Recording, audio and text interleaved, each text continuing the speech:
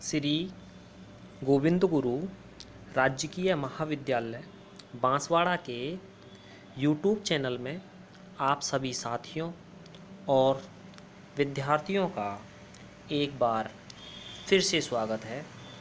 आज हम गोविंद गुरु जनजातीय विश्वविद्यालय बांसवाड़ा के बीए पार्ट 3 के पेपर फर्स्ट के अंतर्गत महत्वपूर्ण प्रकरण अर्थात टॉपिक इमाइल दुर्खिम के सामाजिक तथ्यों के बारे में आज हम अध्ययन करेंगे। और आज के इस वीडियो में हम सामाजिक तथ्यों के अर्थ और उनकी विशेषताओं का उल्लेख करेंगे और यह जानने का प्रयास करेंगे कि सामाजिक तथ्य क्या हैं और दुर्खिम ने इन्हें किस प्रकार परिभाषित किया और इनकी प्रमुख विशेषताएं कौन कौन सी हैं। तो अब हम शुरू करते हैं। सामाजिक तथ्य। सामाजिक तथ्य का उल्लेख इमाइल दुर्खिम ने अपनी पुस्तक समाजशास्त्रीय पद्धति के नियम the rules of sociological method नामक पुस्तक में किया है।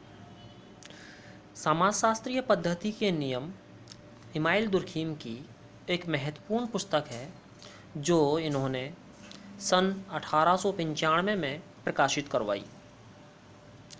जिस समय इस पुस्तक का कौन सी पुस्तक समाजशास्त्रीय पद्धति के नियम की रचना हुई, उस समय समाजशास्त्र एक नए विषय के रूप में स्थापित हो रहा था। उस समय में इमाइल दुर्खिम ने यह बात महसूस की कि समाजशास्त्र एक पृथक विज्ञान के रूप में तब तक स्थापित नहीं हो सकता जब तक कि इसकी एक विशिष्ट अध्ययन वस्तु और उसके अन्वेषण के लिए एक व्यवस्थित अध्ययन पद्धति विकसित न हो। इन्हीं दो उद्देश्यों की पूर्ति के लिए आपने इस पुस्तक की रचना की। उन्होंने समाजशास्त्र को मनोविज्ञान और जीवशास्त्र यानी जीव विज्ञान से मुक्त करके एक स्वतंत्र अस्तित्व प्रदान किया और सामूहिक चेतना तथा सामूहिक सम्मिलन से उत्पन्न एक स्वतंत्र वास्तविकता के रूप में सामाजिक तथ्यों को समाजशास्त्र की विषय वस्तु के रूप में स्थापित किया। कहने का तात्पर्य यह है कि इमाइल दुर्खिम ने सामाजिक तथ्यों को ही समाजशास्त्र की विषय वस्तु बताया। समाजशास्त्रीय पद्धति के नियम नामक पुस्तक के विभिन्न अध्यायों में आपने, कहने का मतलब इमाइल दुर्खिम ने सामाजिक तथ्यों को वर्णित किया है। समस्या के रूप में सामाजिक तथ्य की परिभाषा और लक्षण बताए हैं इन्होंने प्रथम अध्याय में। प्रथम अध्याय में दुर्खिम ने समाजशास्त्र की विषय सामग्री एवं अनुसंधान की समस्या के रूप में सामाजिक तथ्य की परिभाषा और उसके लक्षणों की व्याख्या की है। द्वितीय अध्याय में आपने सामाजिक तथ्यों के वैज्ञानिक और वैश्विक अवलोकन के नियम निर्धारित किए हैं।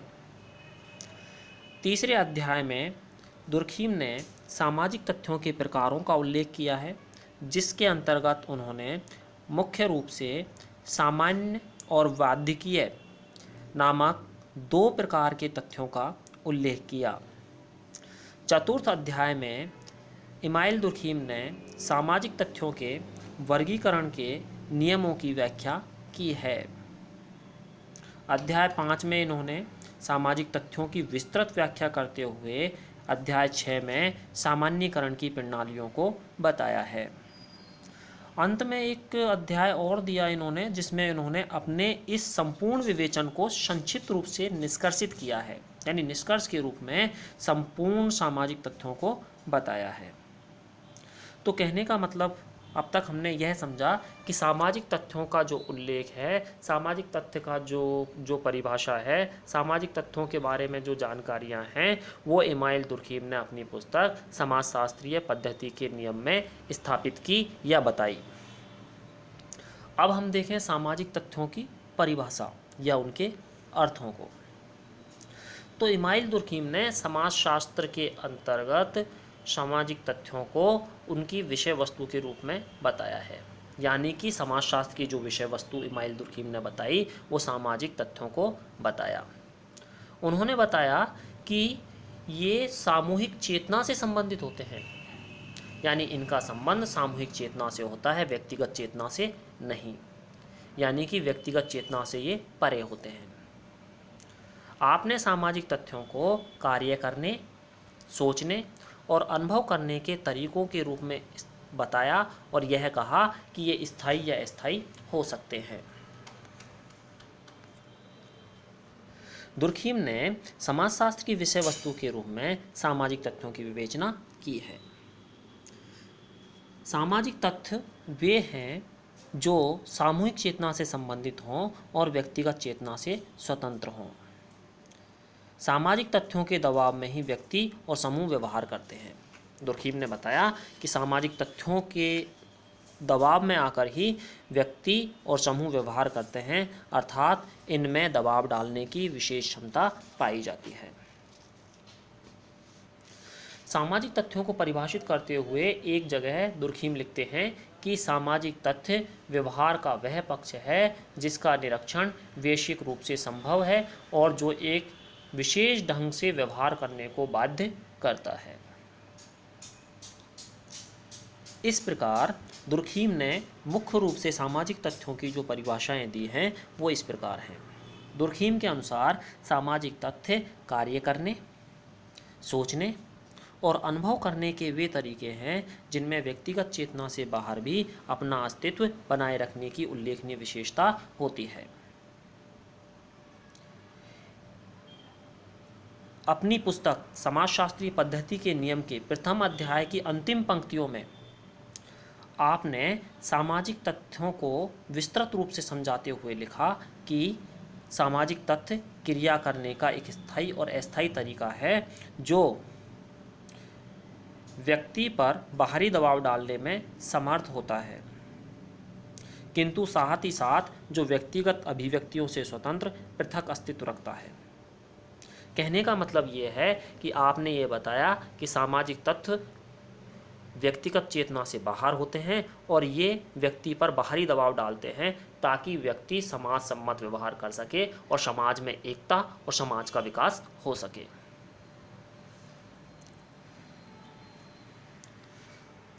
अब हम संक्षेप में जानने का प्रयास करते हैं कि मुख्य रूप से सामाजिक तथ्य की परिभाषा क्या है।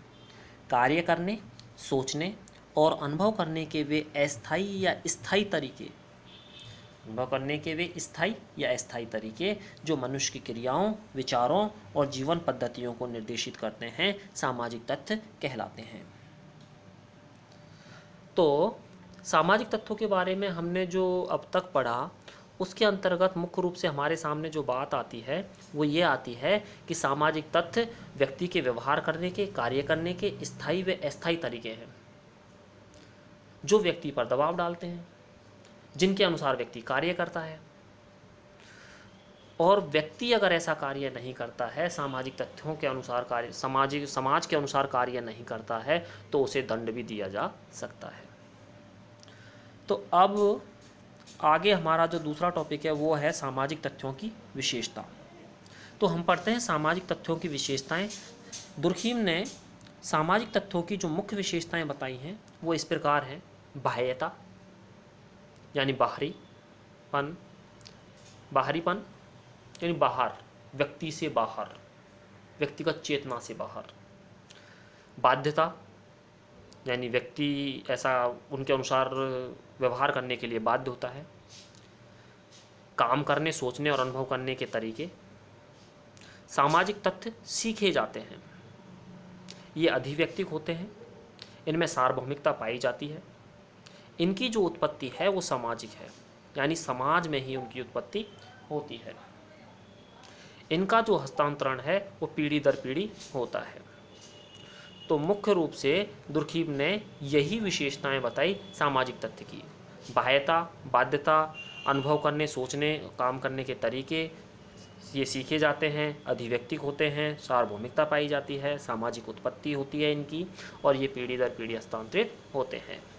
अब हम इन सभी विशेषताओं को थोड़ा थोड़ा जान लेते हैं।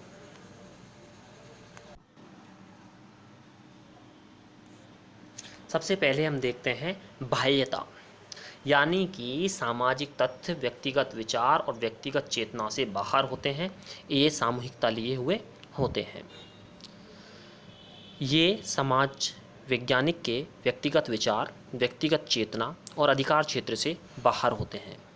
इन पर व्यक्ति विशेष के विचारों या क्रियाओं का प्रभाव नहीं पड़ता, क्योंकि इनका अस्तित्व व्यक्तिगत या व्यक्ति से स्वतंत्र होता है। सामाजिक तथ्यों की उत्पत्ति सामूहिक होती है, सामूहिक चेतना से ही होती है, इसलिए ये व्यक्तिगत तथ्यों से पृथक और भिन्न होते हैं। सामाजिक तथ्यों का निर्माण भी समूह के सदस्यों की सामूहिक और पारस्परिक अंतःक्रिया के फलस्वरूप होता है। इनका अस्तित्व व्यक्तिगत चेतना से बाहर और स्वतंत्र होता है। ये किसी व्यक्ति की व्यक्तिगत संपत्ति नहीं होते, बल्कि संपूर्ण समाज की संपत्ति माने जाते हैं। सोचने, विचारने, अनुभव करने और कार्य करने के तरीके समाज में पहले से ही विद्यमान होते हैं। धार्मिक विचार और विश्वास, प्रथाएं, नियम, नैतिकता आदि सामूहिक चेतना की ही उपज होते हैं, इसलिए व्यक्ति की शक्ति और अधिकार से परे होते हैं। कहने का मतलब यह है, सामाजिक तथ्य व्यक्ति की चेतना और उसके विचारों से दूर होते हैं, इसलिए ही इन्हें सामाजिक तथ्यों की श्रेणी में गिना जाता है। किन्हें? धार्मिक विचार, विश्वास, प्रथा, नियम, नैतिकता, ये सभी सामाजिक तथ्यों के प्रकार हैं या सामाजिक तथ्य हैं। सामाजिक तथ्यों पर वैज्ञानिक के व्यक्तिगत विचारों का कोई प्रभाव नहीं पड़ता, इसलिए ये व्यक्ति के नियंत्रण से स्वतंत्र होते हैं। इसके बाद हम देखते हैं बाध्यता, यानी कि सामाजिक तथ्यों का पालन करना व्यक्ति के लिए बाध्यमूलक है, क्योंकि इनकी उत्पत्ति व्यक्तिगत चेतना से न होकर सामूहिक चेतना का परिणाम है। व्यक्ति के लिए ये दबावकारी होते हैं या व्यक्ति पर व्यक्ति समाज सम्मत व्यवहार करने के लिए दबाव डालते हैं।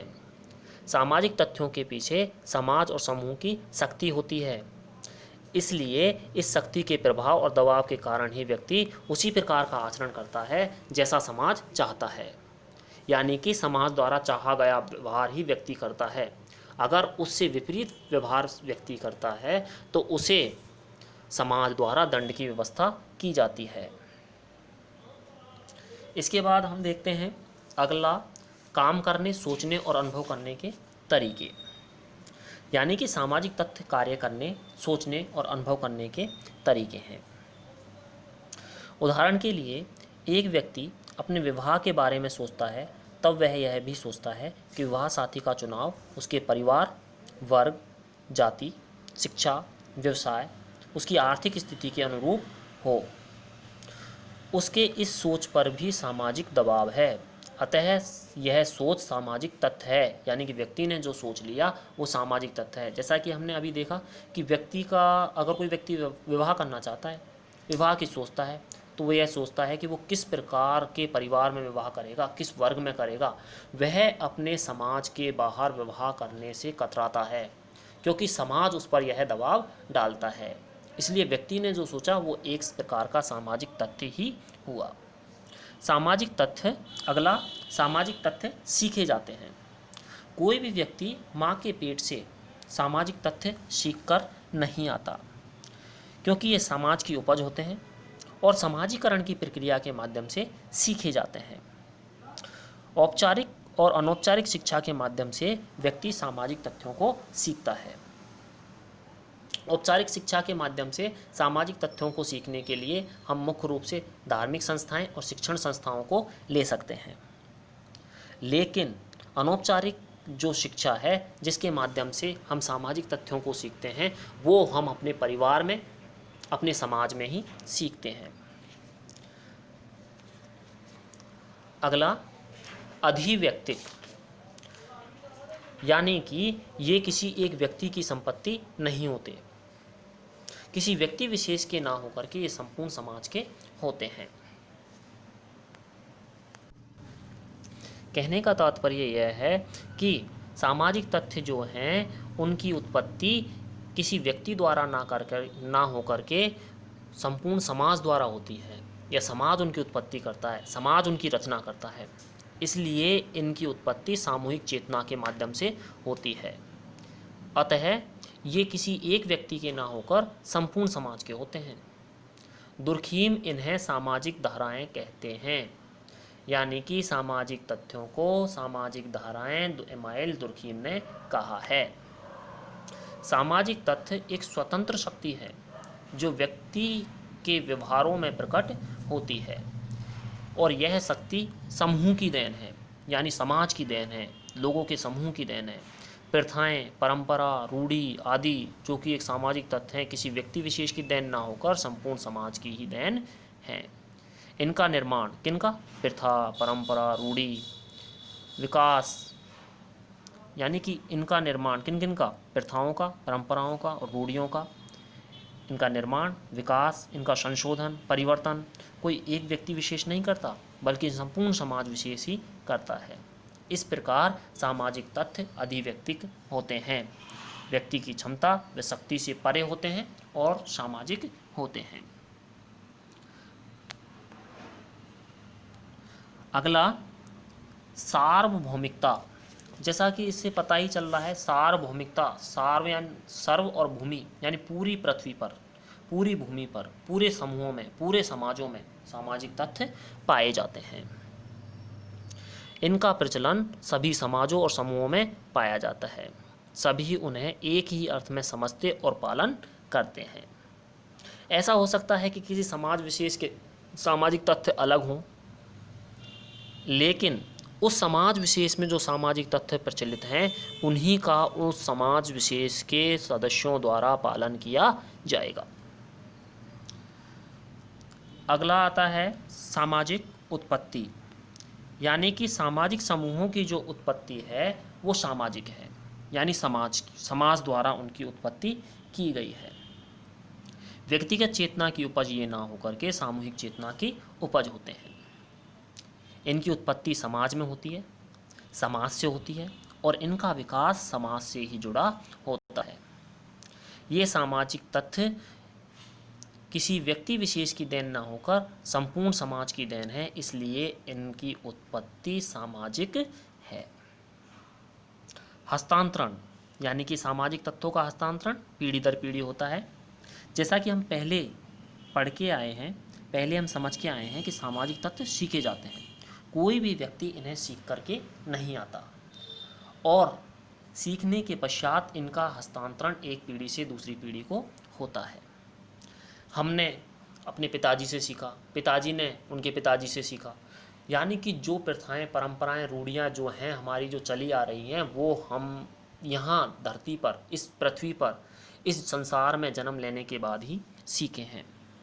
कहने का तात्पर्य यह है कि सामाजिक तथ्यों का हस्तांतरण पीढ़ी दर पीढ़ी होता है।